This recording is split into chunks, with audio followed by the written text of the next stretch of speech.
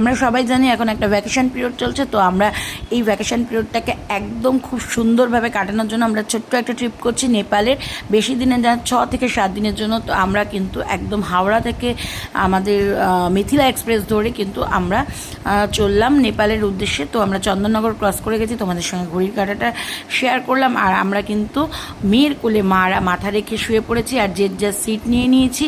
এইরকম পড়ন্ত বিকেলে আগে আমরা সিট দখল করে খুব সুন্দর বিকেলটাকে অনুভব করছি। এর সাথে সাথে কিন্তু আমাদের চিপস চলে এসছে, চিপসের সাথে চা আছে।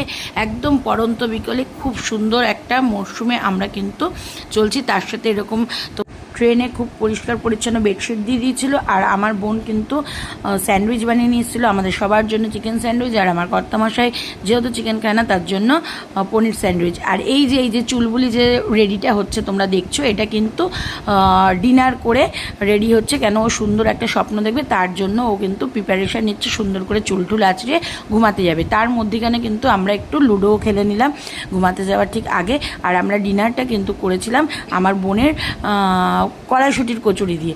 তারপরে কিন্তু আমরা একটা ঘুম দিচ্ছিলাম। এর মধ্যে এরকম সুন্দর একটা ভিউ চলে এসেছিলো, যেটা আমি ক্যাপচার করতে বাধ্য হয়েছি। কিন্তু তোমাদের যদি আমি ফুল সাউন্ডটা শোনাতে পারতাম। এখানে সবাই নাক ডাকছিল, নাক ডেকে ঘুমাচ্ছিল, আর আমি ক্যাপচার করে নিয়েছি।